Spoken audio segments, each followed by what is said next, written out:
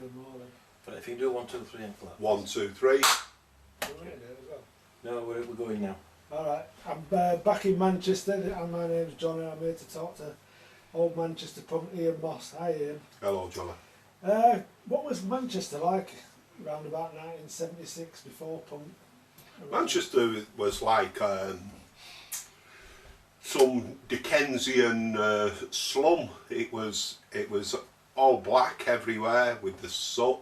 It was largely a sort of Victorian city, and there'd been no improvements since then. All there'd been was 2 world wars and you know, an industry. So it was horrible. It was falling down, and it was black, and it was foul, and there was very little culturally went on. It was essentially a football city rather than a city of culture, Manchester. What were you doing around about that time in 1976? Trying to find myself. You know, I was 18, so I was going through my first sort of existential crisis. You know, school days are past, and you kind of start questioning things. I was going to football heavily, but also going to a lot of gigs, buying a lot of records, drinking a lot, and experimenting with drugs. Right. Why do you think Manchester, I mean Manchester were the first city outside of London that seemed to understand punk or took a liking to punk or adopted it or whatever you want to call it. Why do you think that was? Obviously Manchester was right, because as I say, there was nothing for young people. The only music scene in Manchester was for the generation above us. You know, Sad Cafe were as close to youth culture in Manchester as there was. So there was a yawning chasm that needed filling. But also just the fact that when the Pistols first came to Manchester, the audience was somehow full of people with the capacity to go and do things. You know, Morrissey, Paul Morley, people who were eloquent and could articulate what was going on. Well, going back to, you mentioned the Pistols gig there, you were at the first Pistols gig. What were your impressions of that gig? You know, you remember the night, who was there, and what did you think of the band? It made me tingle, and thinking about it now does. It filled that hole for me. The Pistols were what I'd been looking for in music, what I'd sensed coming along. You know, I'd been and seen sort of pub rock bands, I'd seen Dr. Feelgood, I'd seen the early Graham Parker and the Rumour, you know, all these, but they were all a bit too old and clinging to old musical forms. The Pistols were my age. They looked as sharp as tacks, they carried a bit of menace, and the noise was so glorious. It made me feel alive. How many people were at this gig then? Because I mean, is it the book that everyone says there were so many people at the gig? A friend of mine, David Nolan, who wrote the book, has researched it very heavily, and there were 28 tickets sold. So with the band and various hangers on, the support band, our devoto Richard Boone, Peter Shelley, there was probably about 50 people in attendance. Right. I interviewed a lady who I worked with at radio in Bradford, Marie McCary, I don't know if you know her. She hung around with John the Postman at the time. Right. And her boy, and I asked her how she ended up at that gig, and she said, we collected crap records. We used to go to the shop in Manchester, and says, if you get any rubbish records in, can you save them? And she knew stuff like the Seeds. It was all the 60s garage punk, and they used to take them home and make dances to them. And they were reading a review of the Sex Pistols, and it said, this band can't play. No. They said, we've got to go see this band, they can't play. And they said, and they went on with John the Postman and a few other people, and they said it was great for them, because it were a band, like then it were articulating how they felt at the time. It was ours. Yeah. Back to the Pistols gig, you know, Manchester, for so many big punk name bands came from Manchester. You know, I can't think of another place that's created so many bands. You know, there's been places where there's been quite a few bands, but not high-level punk bands that everyone, you know, you've got your Drones magazine, Buzzcocks, Slaughter the Dogs, then you've got your lesser names, Emergency, who I quite liked, who never get mentioned.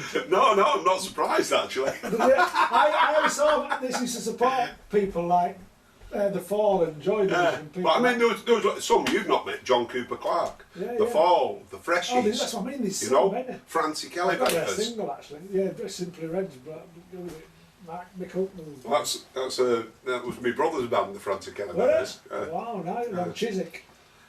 On Chiswick, lady. So, what was the Manchester Punks? What were the Manchester Punks like? Were they a unified bunch? So I'm assuming with that many bands. There was soon a scene in Manchester. I wasn't part of that scene because I'm not the sort of person who joins scenes. Right. As far as I was concerned, the most unpunk thing that you could do was go to places that were full of punks or people dressed up as punks. So I wasn't a good mixer. I mean, I went to the ranch a couple of times, which was the home, I suppose, and it repulsed me. I couldn't stand it. I found it complacent, horrible. That might reflect on the fact that socially I was a bit inadequate, but it might also suggest that I was discerning. The truth is probably somewhere between the two. Yeah, that's interesting. What were the main? Do you know any the Manchester characters? Who were the big characters around the Manchester scene? Do you think? I mean, there's Tony Wilson, obviously. Springs to mind. Yeah. I mean, but Wilson was reviled and ridiculed, right. You know, rather than kind of liked until history got written by the winners, who were Factory Record. The people, I suppose, people liked a lot. You mentioned John the Postman. John was a figure who people liked because he was an ordinary fella. He didn't do the dressing up, that wasn't what he was about. He was at all the gigs and he was a nice sort of gregarious chap, you know. So there'd be John, Peter Shelley, the Buzzcocks. Without Buzzcocks, none of it would have happened really, because they were the focal point. Obviously Howard wasn't particularly approachable, but Pete Shelley was always very approachable. He talked to anybody. Richard Boone was there to offer anybody advice. You know,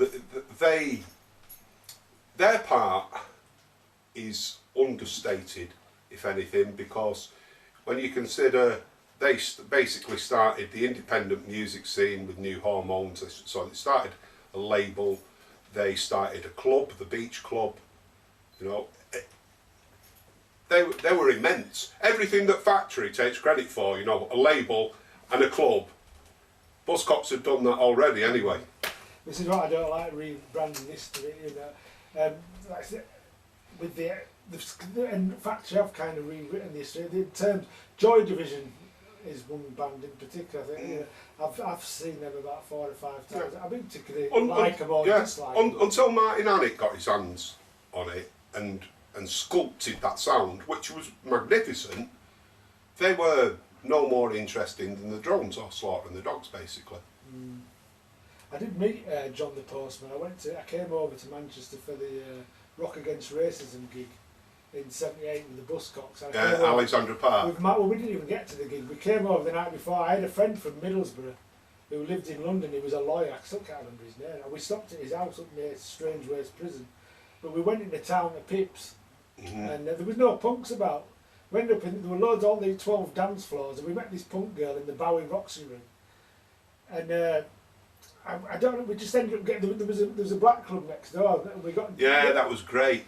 We ended up getting jumped by the Cool Cats or something. They brought my mates. City fans. Slashed. Yeah, they're all Man City fans. I think what happened was there were 3 of us. We had Aki Nawaz's brother, Rab, a Muslim guy, and we were on about Charlie Chaplin, the dictator thing, and we were sort of kind of goose-stepping about in a mocking way. And we had a bit of an altercation with the doorman, And when he found out we were not from Manchester, we got outside to leave, and You were fair game. and all these guys, but they brought my mate's leg, and I got slashed across my face. And so we went back the next day, feeling worse for wear. But we met John the postman on the. I caught if it's any consolation, I caught for a bottle through my teeth in Pips as well. In the punk, not that night, no, but yeah, because as I say, me and my little crew of friends stood apart from that. We were never part of that scene. Didn't like them. Just thought it was pathetic. We'd sooner go. To me, you see, punk was about questioning and about integrity and challenging things. So we'd go to discos because that was far more interesting. That was far more confrontational than going to the ranch, with a load of people just posing around in the latest clothes. So you're on about our social life tended to be more eventful, often in a violent way, I'm afraid. Well, that's the way how people sometimes express themselves back then. I'm writing a book at the moment. I've been doing these documentaries, and I'm going back through all my memories. All the things that I processed is all the violent things. I've seen some fantastic football matches, some great gigs, and all the things that I tend to remember is all the things with the trouble in it. That's an interesting. But there were violent times. What the Manchester pub? What was it like? What was the ethnic makeup of the Manchester pubs? Was it quite diverse, or no? It was working class white people. Whatever? Working class white people. 98%. I'd have thought. Right. And then did everybody? What did you have? See the punk scene in Bradford, where a lot of Muslims, black guys, all the gay crowd. I mean, what's interesting is you've mentioned the Cool Cats, who were Man City's little hooligan gang who'd formed to protect themselves from the races, basically, when they went to City games. And their chant very early on, by early 1977, they were singing "Hey, oh, let's go," which is an interesting cross-cultural phenomenon. It's Ramones, isn't it? Yeah. I would have thought they'd known Ramones. Yeah, bizarre. That's what I was saying, Wow. Well, I'm saying, in the wider world, there was a lot of racism and homophobia and sexism going about. Do you know if that was going on in the punk scene in Manchester? Oh yeah, of course it was. That was, you see that was my problem. This isn't a sort of snob thing, but the first Pistols gig in June of 1976, it felt clean and refreshing and pure. By the second one, you'd already got, which is 6 weeks later, that's all, you'd already got infiltrators, you'd got the beginning of a scene, you'd got Slaughter and the Dogs, who were just imposters, just pathetic, absolutely nothing to do with punk. You'd got that, and you'd got a sort of more yobby audience. There was trouble at that gig. And so, very early on, I gained a distrust of all this new punk tribe. Right. I didn't believe them. I'm not... It'd be lovely to say it was all unity and everything was great and it's all peaceful, but I don't believe that for 1 minute. I think it was backbiting and there was nastiness, and people within the scene would make casual racist and sexist comments and homophobic comments as well. Well, I remember people saying things, but I think it's more out of naivety and ignorance. But well, yeah, I understand that. But different times. Yeah, and the dialogue was not right. But we got a lot of trouble from a lot of people because the diverse nature of our group. We had Muslim punks, like I said, and Indian punks, black punks, and a lot of gay punk. A lot of the gay crowd got involved with us as well. So all those would have been trigger points for people to have a go. But we generally all stuck up for each other. Yeah. And we had his little tit for tats and fallouts and all that stuff, but we generally sort of protected each other. And not only that, a lot of people started hanging around, all the outsiders in general started hanging around with the punks for various reasons. Because they could be themselves. You didn't have to have a spiky hair. Yeah. I mean, some of the the people that I remember with most fondness from those times were the people who didn't conform, so they'd still got long hair and the flares. What they had, which was honest, was the attitude. They had it. They knew it wasn't about bondage trousers and a spiky haircut. That wasn't what it was about. They understood that, and that was cool. I remember '77 we used to go to this club, Queen's Hall, and I used to love it. And they were all them type of guys that you just mentioned. Everyone had that kind of attitude, but everyone kind of looked different. And by 78, we'd taken over it. It was just punks, and I always felt like we lost something. Yeah. You know, however much I loved the punks, but we just had a big club to ourselves, which wasn't full anymore, and we'd lost loads of pivotal characters who had something interesting to say, and I don't know why that happened. It was just an organic thing. People just decided not to go, and it was their club, because we walked into their club and they didn't mind it, and they'd play 5 punk records for us every week or whatever, and then they just stopped going. I don't know where they went to, and I kind of missed that, the diversity of it all, because there were loads of nice people there. What we got here? And the media tended to describe punks sort of as a very negative force, you know, spitting and violence and stuff like that. Do you think punks were more aggressors or victims? I seem to think I don't recall us being aggressive towards anyone. I was willing to stand my ground with anybody, but I would never be the aggressor, the initial aggressor. And often I was put in situations where people acted violently or were very threatening. Against that, there certainly was, as newer people came in and kind of with a different mindset, they thought punk was all about aggression, without a doubt, and there was trouble that emanated from those people. I think I'd be a liar if I said differently.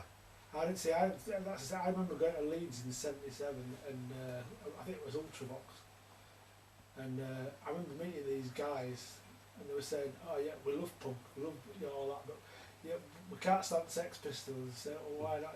Because they wrote that song about the Queen, and they said, "Well, what exactly do you like?" I was struggling to understand why they were here. Yeah. They said, "Oh, well, you can have a fight with people and stuff." That's not what it's about.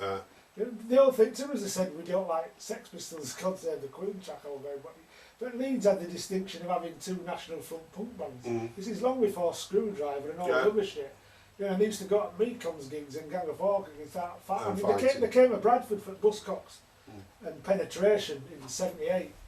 You know, and one of them ended up, they just walked in and started a fight, and one of them ended up getting stabbed by somebody from outside of Bradford. And they got chased back to the bloody trains. There were loads of that nonsense going on back there. But I couldn't understand it. You know, and even now I know people who love the Clash and what they represented, and you know, and some of them are quite right wing now, and I'm like, but this, you know, you listen to the Clash. I mean, I know it wasn't just all fighting. I think people took the wrong end of the stick, and they saw anarchy, you know, which was the buzzword, without understanding what a lot of people thought anarchy was put a brick through a bus shelter or through a window or something like that. So there was that sort of violence, you know, it was negative. There was a lot of negative energy. Yeah, there was no thought process. To me, anarchy to me was about creating, you know, destroying the person that the society had made and being the person that you wanted to be. Yeah. You know, it's about educating yourself or re-educating yourself away from. That's how I saw it at the time. But yeah, people say, "Oh yeah, let's go throw some bricks at people," and a lot of people did get involved and they misunderstood the message. But then there were so many people got into punk for different things. Some people just liked the music, some people just liked the clothes, some people were more politically aware, and then some people liked the old lot. You know, but it's the way it was. What did you do after punk, or did you get out of it, or did you? I never, you know, in one sense, I never got into it because I never adopted the uniform, so to speak.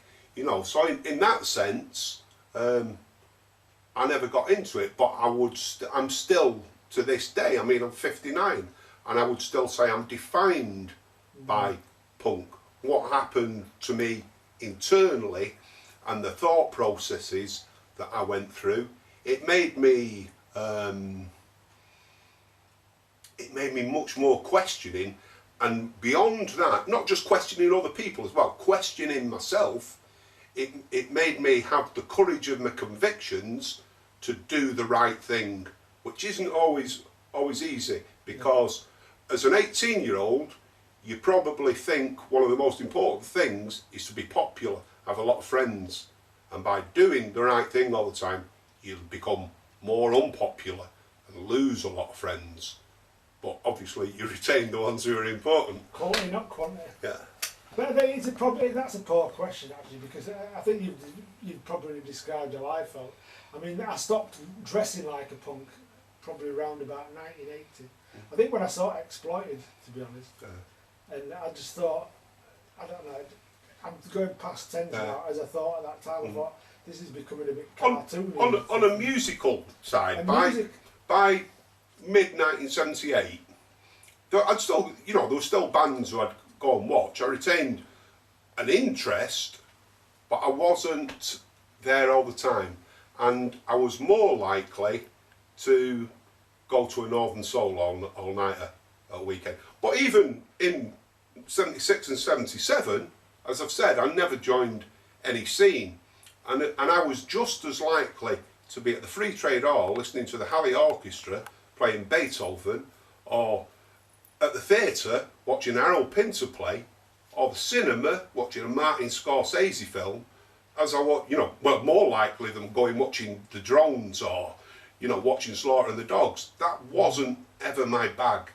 It was, as I said, it had to be discerning.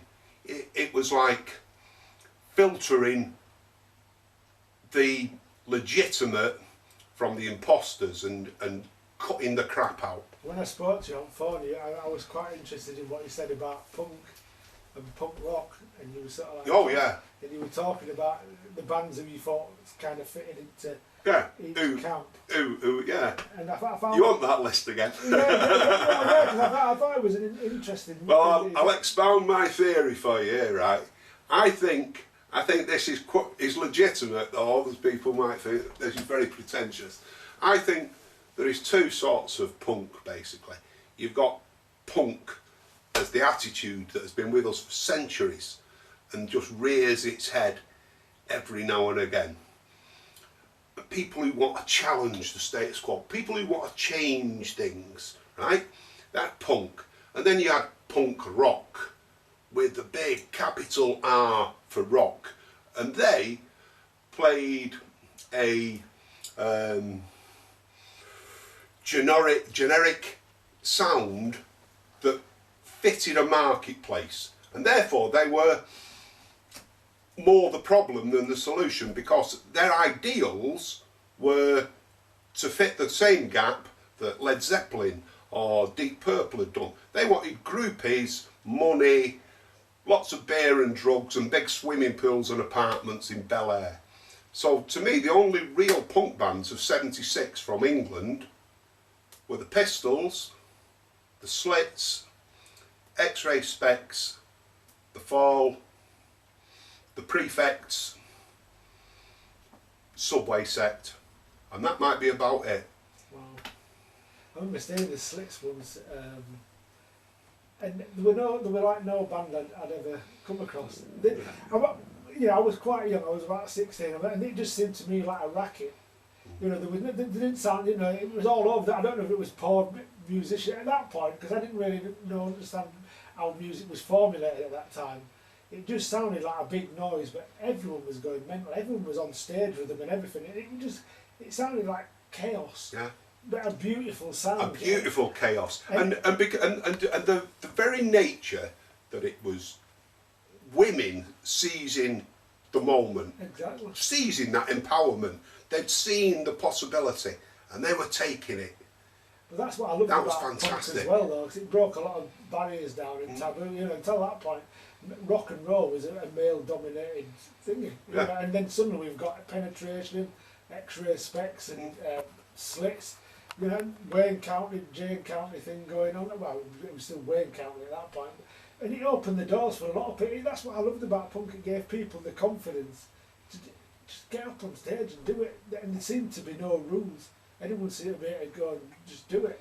Yeah, the breaking down of barriers, both musically and breaking down the star system, that was vitally important. And opening up a new set of arenas, basically, a new set of venues where people have the facilities to go and express themselves. I think for me personally, I think that lasted till about, I don't know, maybe end of '78. By '79, everything started getting really tribal again. And you know what I loved about punk also was in those first 2 years for me, where if you like bands, you could go talk to them and chill out. And I like football. You know, when I was meeting people at football, it was a punch up. You know, but suddenly I realised there were all these people from other places that we had more in common. You know, and I loved all that. And whenever I travelled around the country, as soon as I saw a punk from wherever, I was so glad to see another punk. They put you up for a weekend and stuff like that. But by '79, and I was hitchhiking around the country still watching Adam and the Ants or whatever, all that started to change again. All the bands were on top of the pops. Tons of people started turning up. You know, they were already coming through in dribs and drabs, but by '79, you know, 2/3 of the audience had been people who weren't there in the first two, and they brought all their shit back into the arena. Yeah, so the music business had won, because they'd taken the initial idea and they'd marketed all these bands, said, look, it looks like punk, it smells like punk, it must be punk. And they'd fooled all these people. And welcome to the Sun's version of punk. Yeah, they are. Well, you know, punk definitely caught them off guard. They didn't get it at all. Oh no, I've not told you this. There was a night.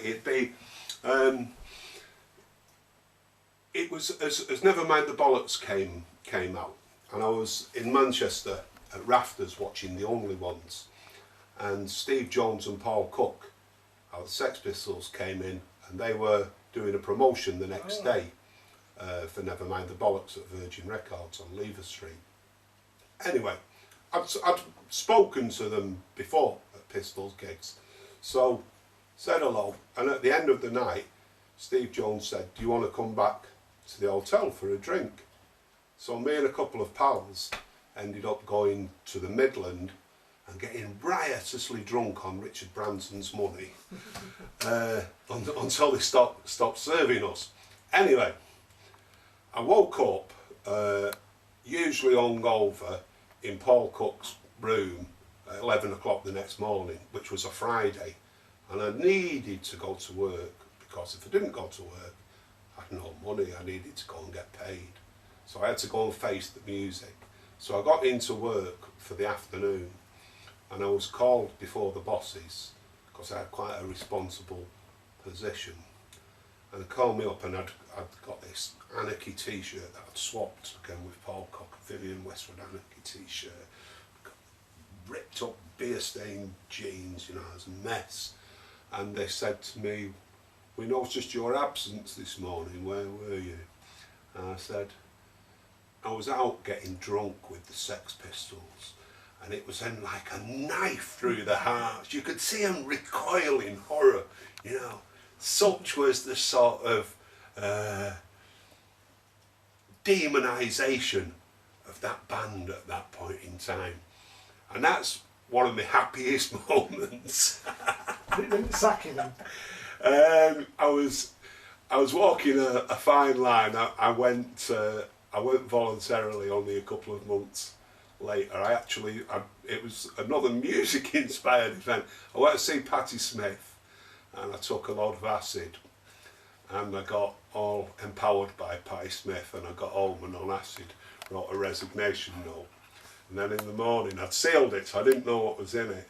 I thought, do I give it in or don't I? And I did. I took the plunge and said, you know.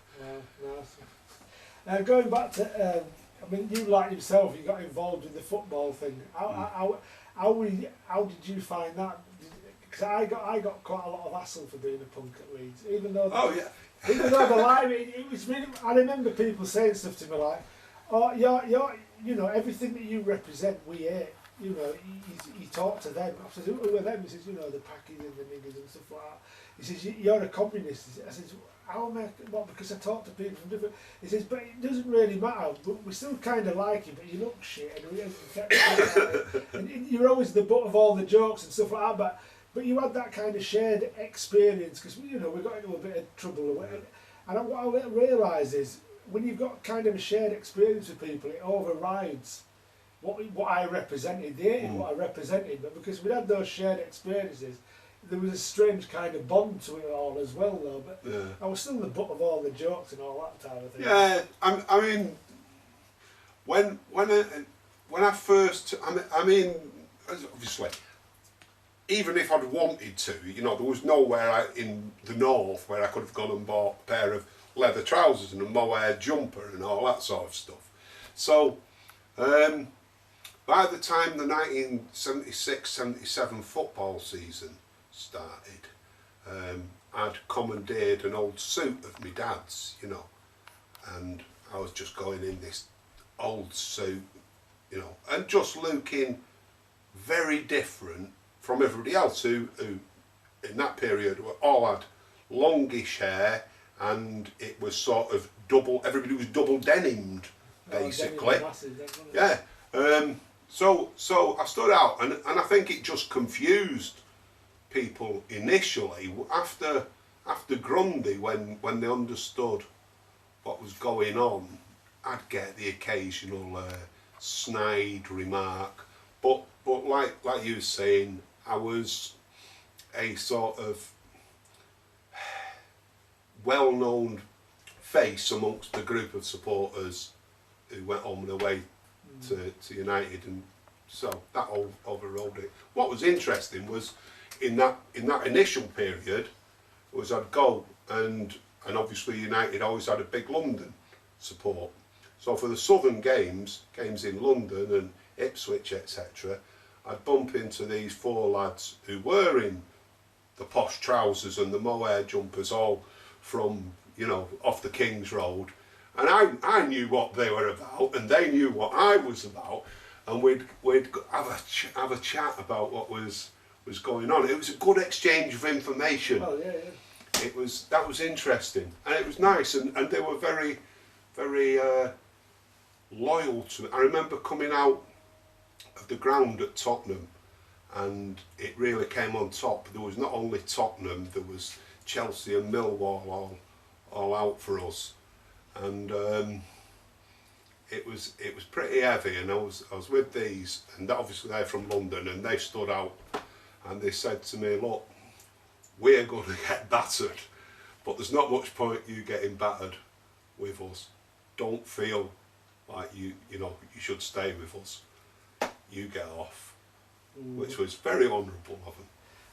I saw some shocking stuff at Leeds. I remember Bristol City coming to Leeds in 1977, and this guy walked down the street and he had a safety pin attached to his ear, and then through his cheek, and had a chain and stuff like that. Not a good look for football. And there used to be a gang of, I don't know what you'd call them, skinhead girls at the time, used to hang around outside and they just went up and pulled it off his face.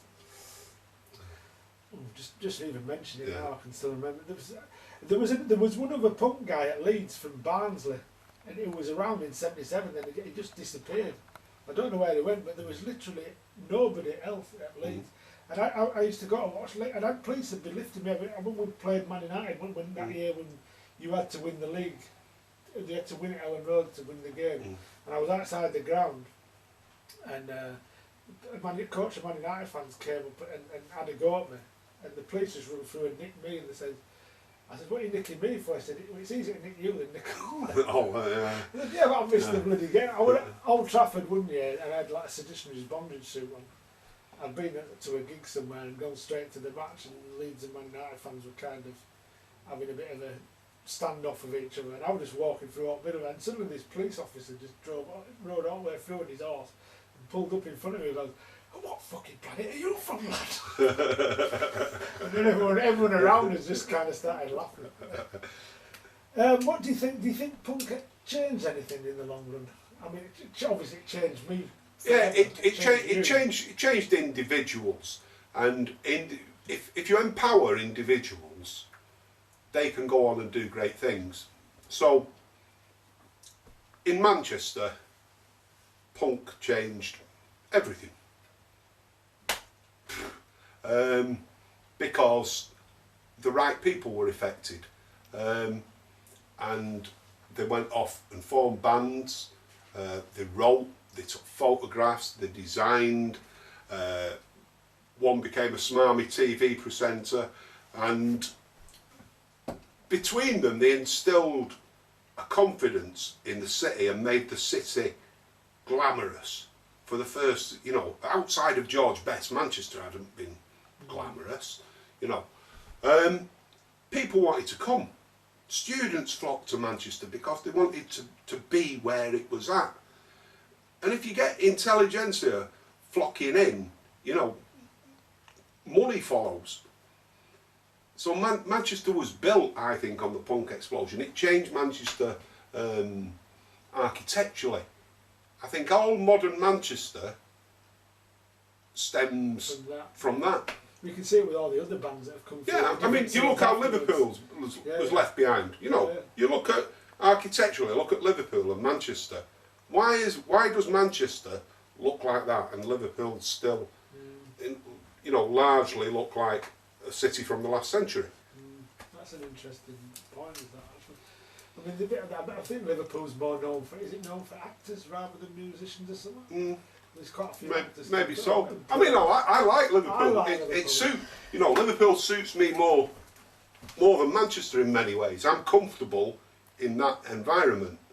I'm a child of that sort of generation, but that's the way it is. You know, with New York, you know, I'm not a huge fan of Factory, but where you have to give them credit is they put the money where the mouth was. They built the Hacienda, and they built Dry Bar, and that became, those two places became templates for everything else that came along. Within a few years, on Canal Street, which had only been grotty old pre-war pubs, and a few of them at that, there was the confidence to build Manto Bar, which was very much in the style of the Hacienda, all glass fronted, all very glamorous.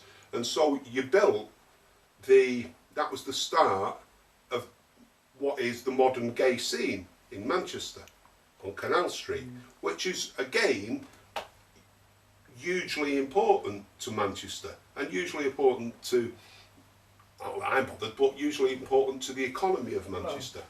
Brought people into Manchester, Yeah. didn't it? Oh, bloody I think that's about it, really. All right. What did you think of the Hacienda as a place? I thought it was fantastic. I think I remember it as being a cold building. Oh, it was, yeah, because there was nobody in it and they couldn't pay the heating bills initially. I You know. think, well, did Bow Wow open that? I was there when Bow Wow played, and I'm sure it was either the first or one of the really early gigs. I mean, a lot of those early gigs. I mean, I've seen Annette Peacock, who I love, you know, who Bowie and that took a lot from. Played 15 people in there, you know. John Cale to about 100 in there. In a big place like that, there was never anybody in. So it was great. It was like having this huge playground that would you know, it was fantastic. First time I remember. I didn't like it when it was full. First time I went and seen people in there was about '86, I think. I went to see the Sherman. Yeah. I liked the first LP, Drop, and I think they'd just done the second LP, Gorbachev, which is just when the house thing was starting. But I was unaware of house at the time, and I watched the Sherman, and then suddenly there were all these foam floating about, and I don't look at what's going on. It's house music. We've got an house music disco now. And then we sort of hung around for an hour and listened to that. And I didn't quite connect with it at the time. And we went across, I used to like the boardwalk across the road, Yeah, I around the love the corner. boardwalk, yeah. And there were these little Perry boys up there all Yeah. getting stoned, but they were listening to stuff, all that 60s psychedelic stuff, playing out Nuggets albums and Mind Rockers and all that sort of stuff. So I used to like prefer going there rather than Hacienda. But My band played the Hacienda and we nearly burned it down. We played with these fire eaters. And they got under, you know, the big what were at the time of the state-of-the-art video screens, and these flames lapping up.